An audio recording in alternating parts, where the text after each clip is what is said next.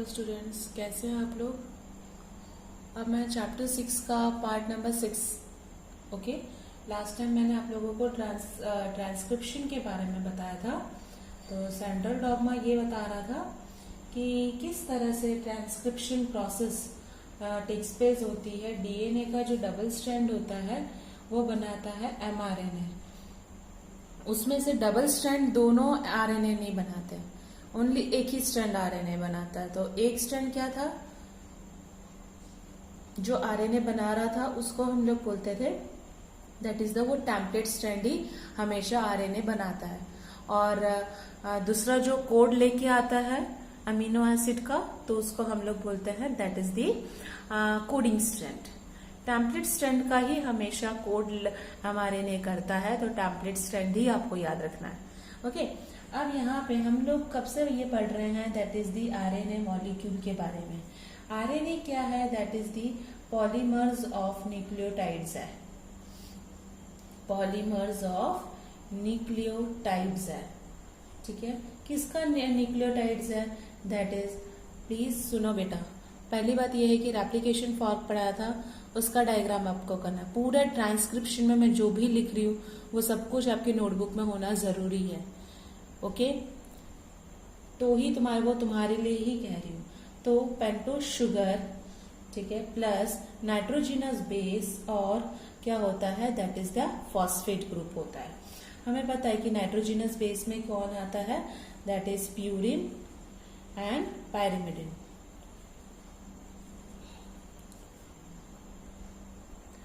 अब आता है ये जो प्यूरिन है वो क्या है, एडिनाइन एंड गुआनिन है, और ये क्या है, CU।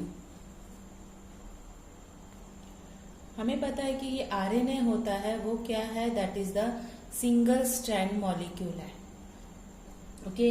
हम लोगों को यहाँ पे जो आरएनए है वो करीबन क्या होते हैं, 3 टाइप्स के आरएनए देखने को मिलते हैं। 3 टाइप्स के आरएनए, वो जनरली अलग अलग टाइप के आरएनए हैं, आपको याद रखना है।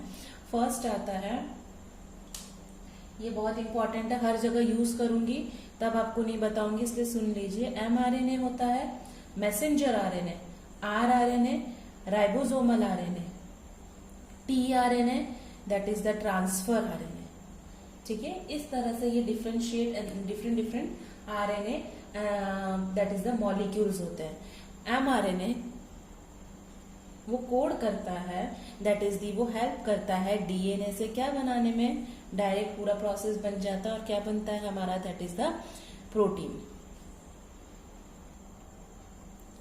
जैसे ही प्रोटीन बन जाता है तो वो प्रोटीन न्यूक्लियस से निकल के, न्यूक्लियस के बाहर कौन है, ये कौन सा स्ट्रक्चर है, एंडोप्लाज्मिक रेटिकुलम। रफ और स्मूथ आप लोगों ने पढ़ा है। रफ क्यों है, क्योंकि उसके ऊपर कौन बैठा है, दैट इज राइबोसोम्स। प्रोटीन यहाँ पे बनके ये क्या करता है, राइबोसोमल आरएनए क्या करेगा, वो लेके वहां पे प्रोटीन सिंथेसिस करवाएगा, प्रोटीन बनवाएगा न्यूक्लियस से बाहर निकाल के, ठीक है। और टीआरएनए क्या करता है, वो उसको अमीनो एसिड देता है, ठीक है। वो उसको क्या करेगा, अमीनो एसिड देगा। यानी शुरुआत किससे होती है, टीआरएनए से होती है, फिर एमआरएनए, फिर आरआरएनए, ठीक है। तो इस तरह से ये आरएनए मॉलिक्यूल्स हेल्प करते हैं। अब हम लोगों ने ये आरएनए के बारे में तो पढ़ लिया बेटा, ठीक है। अब ये क्या कर रहा है, हमें पता है कि हेल्प करता है एमआरएनए बनवाने में। तो एमआरएनए का मेनली क्या है, हम लोगों ने आरएनए प्रोसेस करता है, तो ये डिफरेंट टाइप्स ऑफ आरएनए पढ़ा है। तो आरएनए प्रोसेस यानी कि हम जो बोल रहे हैं ट्रांसक्रिप्शन यूनिट करवाने के लिए, दैट इज डीएनए से क्या बनाता है, एमआरएनए। तो वो सब कुछ प्रोसेस करने के लिए कौन की जरूरी है, दैट इज आरएनए पॉलीमरेज की जरूरत होती है ना, आरएनए पॉलीमरेज की। आरएनए पॉलीमरेज ये भी आपको नोटबुक में लिखना है, दैट इज प्रोकैरियोटिक, ओके, में अलग होगा और हम लोगों में यूकैरियोटिक्स में अलग देखने को मिलता है। प्रोकैरियोटिक में सिर्फ ओनली एक ही टाइप का हम लोगों को ये आरएनए पॉलीमरेज देखने को मिलता है, यहाँ पे बहुत ज्यादा टाइप का है। तो वही आरएनए पॉलीमरेज मुझे आरआरएनए देखने को मिलता है, tRNA देखने को मिलता है और mRNA देखने को मिलता है। कहाँ पे? प्रोकैरियोटिक में। यूकैरियोटिक्स में होते हैं डिफरेंटली 3 टाइप्स के मुझे आरएनए पॉलीमरेज देखने को मिलते हैं। हम यहाँ पे लिखते हैं that is RNA polymerase 1, RNA polymerase 2, RNA polymerase 3। ये डिफरेंट 3 टाइप्स ये होते हैं और ये तीनों पॉलीमरेज अलग अलग मैन्युफैक्चरिंग करते हैं। दैट इज दी एक पहला करेगा दैट इज आरएनए का करेगा, फिर एक आता है एचएन और एमआरएनए। एचएन का मीनिंग है, मैं आपको नेक्स्ट टाइम अभी बाद में बताती हूँ, दैट इज हेट्रोन्यूक्लियर, आपको वर्ड याद रखना है, ठीक है। और ये करता है दैट इज द टीआरएनए का काम। क्लियर? समझ में आया बेटा? अब आता है, हमने आरएनए के बारे में पढ़ लिया। अब हम लोग देखते कि एमआरएनए पढ़ रहे हैं। एमआरएनए है क्या एक्चुअल में? ओके, एमआरएनए के बारे में हम लोग पढ़ रहे हैं। हमें पता है कि जो जैकब एक साइंटिस्ट आया था, उसने ये एमआरएनए की थीसिस दी, ठीक है। जैकब मोनैड 1961 में आया और उसने एमआरएनए का एक आइडिया दिया, एक मॉलिक्यूल बताया।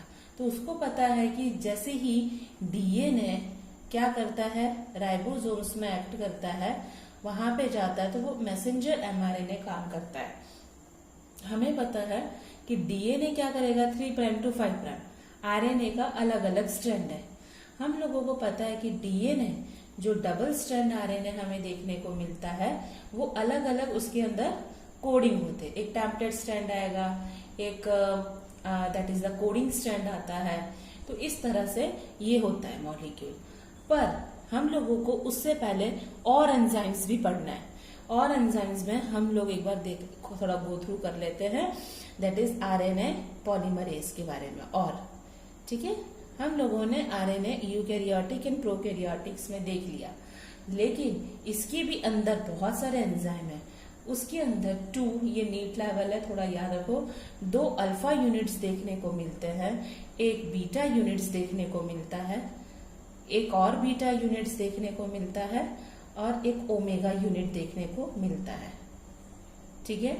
ये जो अल्फा यूनिट होता है वो बाइंड करता है और इनिशिएट करता है, बाइंड और इनिशिएट दी प्रोटीन को बनवाने में हेल्प करता है।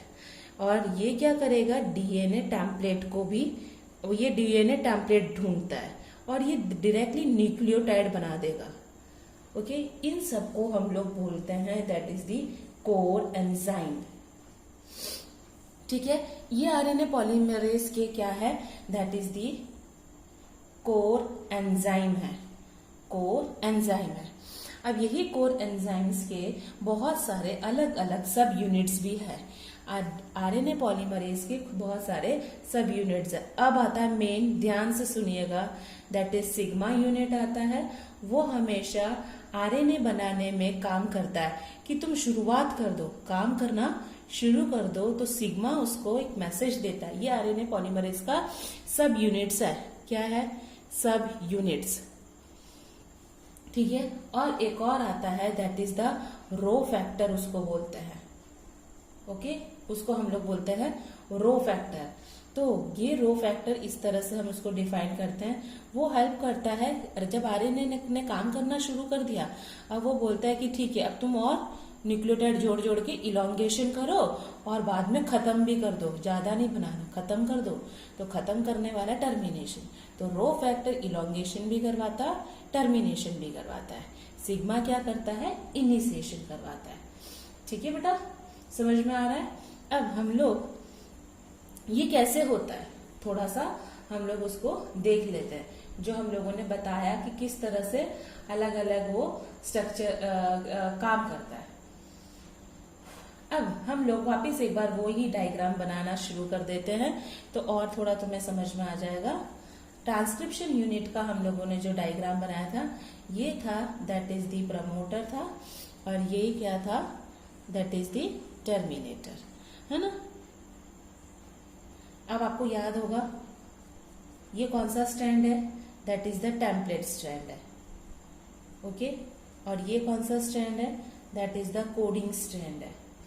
इसको मैंने क्या बोला है, दैट इज प्रमोटर। ओके, और इसको मैंने बोला है टर्मिनेटर। पोलैरिटी दे दे, टेम्पलेट की पोलैरिटी होती है 3 प्राइम 5 प्राइम, 5 प्राइम 3 प्राइम। ठीक है, दे दी पोलैरिटी। ओके, अब प्रमोटर किससे बना हुआ होता है, बहुत सारे थाइमीन, एडिनाइन, थाइमीन, एडिनाइन, ऐसे ऐसे करके बहुत सारे, इसलिए इस प्रमोटर को कभी कभी हम लोग टाटा बॉक्स भी बोलते हैं। नीट है ये। ओके, अब टर्मिनेटर में क्या होता है, टर्मिनेटर रीजन जो होता है वो जनरली किस तरह से, ये अपस्ट्रीम और डाउनस्ट्रीम हम लोगों ने बोला। प्रमोटर में 5 प्राइम, प्रमोटर में ध्यान से समझना, प्रमोटर में क्या होता है, जो 5 प्राइम होता है वो होता है अपस्ट्रीम, और जो 3 प्राइम होता है वो होता है डाउनस्ट्रीम। किसमें, दैट इज दी कोडिंग और टेम्पलेट का हम लोगों ने बोला। ठीक है, अप होता है और ये क्या हो जाता है, डाउन। टर्मिनेटर रीजन में हम देखते हैं 3 प्राइम क्या है, दैट इज द डाउन है, और ये 5 प्राइम क्या है, अप है। ओके, अब हम लोगों ने क्या बोला, यहां पे कौन आता है, यहां पे कौन आ रहा है, आरएनए पॉलीमरेज एंजाइम आता है। यहां पे कौन शुरू कर देगा, सिग्मा फैक्टर। अब आया, सुनो, सिग्मा फैक्टर बोलेगा कि तुम इस प्रमोटर में जाके, ये हम लोगों ने डीएनए का स्ट्रैंड बनाया, आरएनए पॉलीमरेज ने क्या रिलीज कर दिया, सिग्मा यूनिट रिलीज कर दिया, और बोला कि तुम यहाँ पे क्या करना शुरू कर दो, आरएनए के ऐसे न्यूक्लियोटाइड लगाना शुरू कर दो। ठीक है, यहाँ पे ये शुरू कर देता है। इसका काम क्या है, सिर्फ स्टार्ट कर दे, और जैसे स्टार्ट करता है तो वो गिर जाता है, फॉल ऑफ हो जाता है। ठीक है, वो क्या हो जाएगा, फिर उसका काम तो इनिशिएशन का है, फिर वो फॉल ऑफ हो जाएगा। ठीक है, अब यहाँ पे क्या होगा, ये इलॉन्गेशन मेथड हो रहा है, तो यहाँ पे कौन आता है, दैट इज दी, वो जो फैक्टर हम लोगों ने पढ़ा, दैट इज वो आता है रो फैक्टर। ठीक है, वो आता है रो फैक्टर। वो क्या करेगा, इलॉन्गेशन प्रोसेस करवाएगा, और ये रो फैक्टर धीरे धीरे ये आरएनए पॉलीमरेज इस रो फैक्टर को लेके जाएगा, और लास्ट में यहाँ पे लेके आ जाएगा, और वापिस यहाँ पे रो फैक्टर यहाँ पे रिलीज हो जाएगा, और बोलेगा कि तुम क्या करो, टर्मिनेशन कर दो, प्रोसेस को क्या कर दो, खत्म कर दो। और जैसे ही रो फैक्टर का टर्मिनेशन करेगा, वो भी क्या हो जाएगा, फॉल ऑफ हो जाएगा। समझ में आया आप लोगों को किस तरह से ये ट्रांसक्रिप्शन प्रोसेस चल रही है। ठीक है, अब ध्यान से सुनो, ये जब सिंपल आरएनए मॉलिक्यूल होता है, अभी मेरे पास एक सिंपल आरएनए, पर जब ये प्रोसेस्ड होता है, प्रोसेस्ड यानी उसके ऊपर काम हो रही है, काम हो रहा है यानी एक न्यूक्लियोटाइड से दूसरे न्यूक्लियोटाइड जुड़ रही है, आरएनए पॉलीमरेज आ रहा है, हेल्प कर रहा है, तो हम लोग जो प्रोसेस्ड आरएनए होता है उसको मैं ऐसा बोल सकती हूँ कि HN हेट्रोन्यूक्लियर आरएनए। तो हेट्रोन्यूक्लियर आरएनए यानी प्रोसेस्ड आरएनए, जिसके ऊपर कामगिरी हो रही है, काम हो रहा है, उसको हम लोग बोलते हैं that is the processed RNA. समझ में आया? ठीक है, अब ये जो एमआरएनए का प्रोसेस हम लोगों ने पढ़ा था, कि जो हमारा अधूरा रह गया था, जो एमआरएनए था, ओके, एमआरएनए जो साइंटिस्ट ने, that is the Jacob and Monod, उसने दिया था। ठीक है, जैकब एंड मोनाड कब दिया था, दैट इज द 1961 में दिया था। उसने ये बोला था कि आइडिया दिया था कि डीएनए प्रोटीन सिंथेसिस करना शुरू कर देता है। अब मैं ये भी डायग्राम आपको नोटबुक में बनाना है। सपोज एक डीएनए का एक डबल स्ट्रैंड डीएनए है, ठीक है।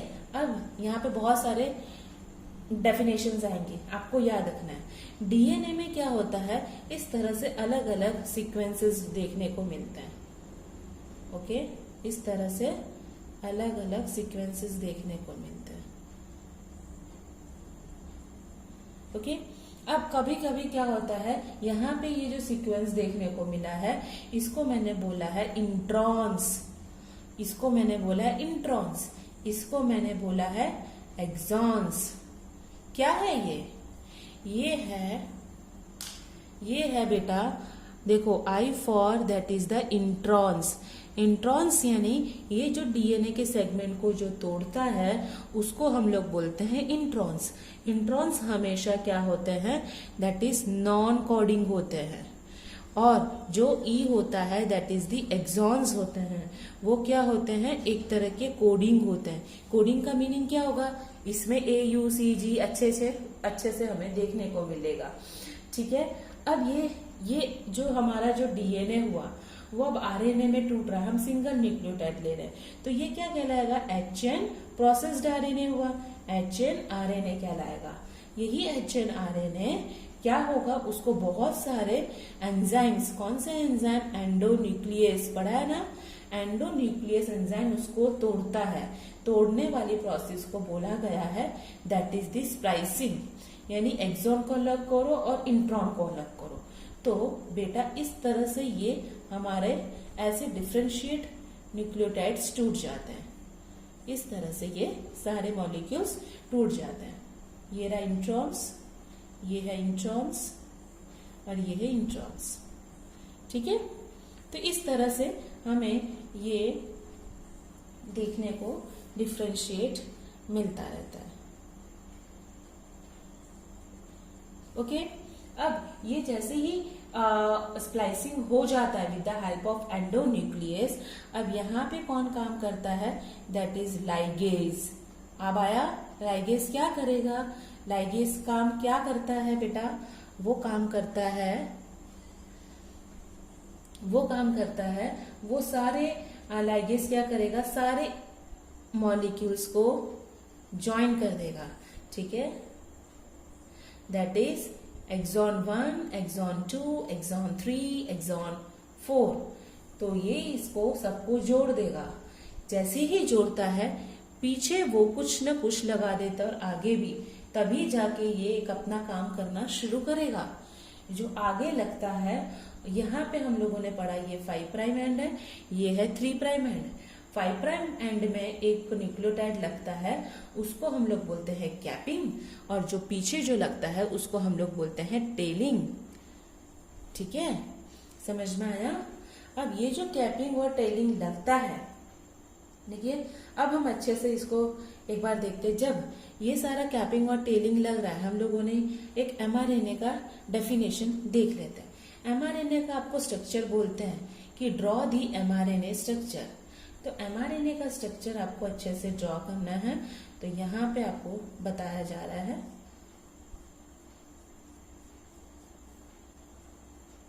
ओके, एमआरएनए हमें ये क्या था, टेलिंग, और ये था कैपिंग। ओके, ये है कैपिंग,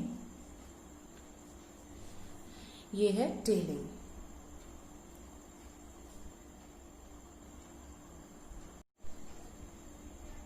इसी जो कैपिंग प्रोसेस में, ये जो कैपिंग प्रोसेस हमने बोला वो किससे बना हुआ रहता है, दैट इज मिथाइलेटेड गुआनिन। बहुत सारे गुआनिन जो मिथाइल ग्रुप से लगते हैं वो कैपिंग मॉलिक्यूल इससे बना रहता है। और जो ये जो टेलिंग प्रोसेस, ये टेलिंग है वो किससे बना हुआ रहता है, बहुत सारे एडिनाइन ग्रुप से बना हुआ रहता है, इसलिए इसको बोला जाता है पॉली एडिनाइन टेल। ठीक है, अब ये क्या था, स्ट्रक्चरल जीन, जहां पे हमें न्यूक्लियोटाइड एमआरएनए मॉलिक्यूल बन रहा है। पर एमआरएनए मॉलिक्यूल ऐसे ही नहीं बनता, ये मैंने बनाया है that is known as the start codon. एक ऐसा कोड लगेगा जो इंजन का काम करेगा, फिर उसके पीछे सारे डिब्बे लगने शुरू करते हैं। ठीक है, और फिर जब टर्मिनेटर हो जाएगा तो अब एक स्टॉप कोडन रिलीज हो जाता है कि बस अब ज्यादा एमआरएनए हमें नहीं बनाना। बहुत ही याद रखो, स्टार्ट कोडन हमेशा AUG होता है। ये मैं नेक्स्ट लेक्चर में जब जेनेटिक कोड पढ़ाऊंगी तब भी आएगा। स्टार्ट कोडोन AUG होता है, एडिनिन यूरासिलिन गुआनिन। इसका ये कौन सा एमिनो एसिड रिप्रेजेंट करता है, that is known as the methionine. याद रखिएगा, मिथियोनिन बताता है। तो ये एमआरएनए का स्ट्रक्चर है जो हेल्प करता है ये सारे प्रोसेस करने के लिए। जब ट्रांसक्रिप्शन प्रोसेस हमारे पास अलग अलग आता है, फर्स्ट प्रोसेस आता है that is known as the initiation. जो मैंने आपको बता दिया था, सिग्मा फैक्टर क्या हुआ था, उसने इनिशिएशन करा था कि आप इनिशिएशन करो और पीछे पीछे वो न्यूक्लियोटाइड लगेगा। जैसे ही वो न्यूक्लियोटाइड लगता है तो आरएनए मॉलिक्यूल क्या हो जाता है, बड़ा हो रहा है, लंबा न्यूक्लियोटाइड जुड़ रहा है, वो इलॉन्गेशन होता है। और जैसे ही प्रोसेस खत्म हो जाती है उसको हम लोग बोलते हैं टर्मिनेशन। ये दोनों कौन सा प्रोसेस कर रहा है, वो करता है that is the rho factor, है ना, वो करता है रो फैक्टर। समझ में आया आप लोगों को? तो ये सारे हम लोगों ने जो ट्रांसक्रिप्शन यूनिट हम लोगों ने पढ़े तो वो आपको याद रखना है बेटा। एक्सॉन्स क्या है, इंट्रॉन क्या है। अब एक और थोड़ा सा मैं आपको टेक्स्ट बुक लैंग्वेज में आपको डेफिनेशंस क्लियर कर देती हूँ कि देखो बेटा, सबसे पहले आता है जीन। जीन क्या है, वो एक फंक्शनल यूनिट है, दैट इज द किसका है फंक्शनल यूनिट, इनहेरिटेंस का है, विरासत जो लेके आता है। ठीक है, तो डीएनए सीक्वेंस हमेशा किसको कोड करता है, ट्रांसफर आरएनए और राइबोसोमल आरएनए। ओके, तो वो दोनों मिला के क्या बोलते हैं, that is the gene. Okay, तो वो क्या हम लोग एक तरह से ऐसा बोल सकते हैं, that is the it is a functional unit of inheritance. Okay, अब हम लोग हर जगह सेगमेंट ऑफ डीएनए बोलते हैं, तो दूसरा आता है हम लोग सेगमेंट ऑफ डीएनए के लिए सिस्टोन वर्ड यूज करते हैं। तो कहीं पे भी आएगा हमको एक, जैसे हम लोगों ने एक सेगमेंट लिया, उसी का आरएनए बना रहे हैं ना, उसी का हम लोग आरएनए का जो segment of DNA which codes for a polypeptide, जो हेल्प करेगा सेंट्रल डॉग्मा में जाएगा, कोड्स फॉर अ पॉलीपेप्टाइड, यानी जो हेल्प करता है क्या बनाने के लिए, प्रोटीन बनाने के लिए, उसको मैं सिस्टोन बोलती हूँ। ट्रांसक्रिप्शन यूनिट में जो स्ट्रक्चरल जीन मैंने जो बीच का जीन बोला ना, वो कभी कभी अलग अलग देखने को मिलता है। ठीक है, मुझे यूकैरियोटिक्स हम लोगों में अलग देखने को मिलेगा और प्रोकैरियोटिक्स में बैक्टीरिया फंगाई वगैरह में हम लोगों को अलग देखने को, यूकैरियोट्स वगैरह में हमें देखने को मिलता है सिर्फ एक ही सेगमेंट होता है ना, हम लोगों में सिर्फ एक ही सेगमेंट ही कॉपी होती है। हम लोगों ने अभी आगे पढ़ा, कौन, टेम्पलेट स्टैंड ही हमारे ने बनाता है। प्रोकैरियोटिक में बहुत सारे होते हैं, तो उसको मैं बोलती पॉलीसिस्टोनिक।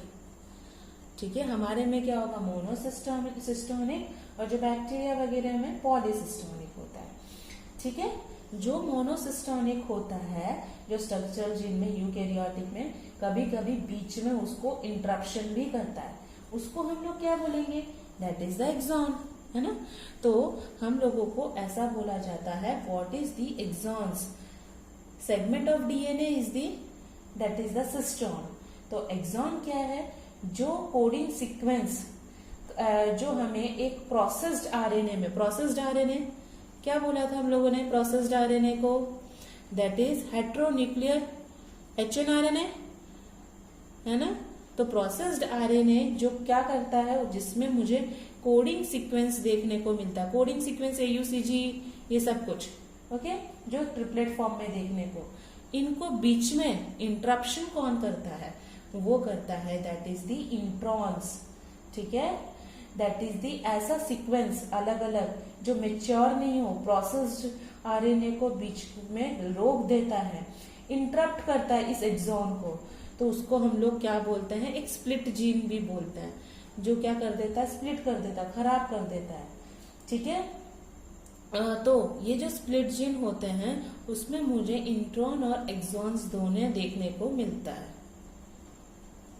जो यूकैरियोटिक हमने देखा था ना, इस तरह से हम लोगों को दिखा था, है ना, ये सारे इंट्रॉन्स थे, ये एक्सॉन्स थे, तो मैंने क्या बनाया था, ये स्प्लिट जीन बनाया था। ओके, समझ में आया आप लोगों को। तो वैसे ही बहुत सारे रेगुलेटरी सीक्वेंस भी होते हैं, रेगुलेटरी जीन्स होते हैं, जो कभी कभी आरएनए और प्रोटीन्स भी बनाते हैं। और जो मैंने आपको टाइप्स ऑफ आरएनए बताया, mRNA, tRNA और rRNA, तो वो भी क्या कर रहे हैं, अलग अलग अपना काम कर रहे हैं, प्रोवाइड करते हैं टेम्पलेट, जेनेटिक कोड को रीड करते हैं, राइबोसोमल्स में लेके जाते हैं। ओके, अब यहाँ पे ट्रांसक्रिप्शन की डिफरेंट मैंने आपको प्रोसेस भी पढ़े। कौन कौन से प्रोसेस पढ़े थे, initiation, elongation and termination. Okay, RNA हम देखो ध्यान से सुनिएगा। ओके, फिर आप बुक्स की वर्डिंग्स को देखोगे तो नहीं आएगा, इसलिए आप थोड़ा मेरे आवाज को सुन के और बुक्स की लाइन को पढ़ोगे तो ज्यादा समझ में आएगा। इनिशिएशन क्या है? सबसे पहले मुझे पता था कि यहाँ पे आरएनए पॉलीमरेज कहाँ पे बाइंड हो रहा है? That is the promoter region में बाइंड हो रहा है, ठीक है। और क्या करता है? इनिशिएट करता है, शुरू करवाता है किसका? That is the transcription process का। आपको याद आया डायग्राम मैंने बताया था, ठीक है। जैसे ही किसके थ्रू करवाएगा? Initiate transcription with the help of initiating factor। कौन सा फैक्टर था? That is the sigma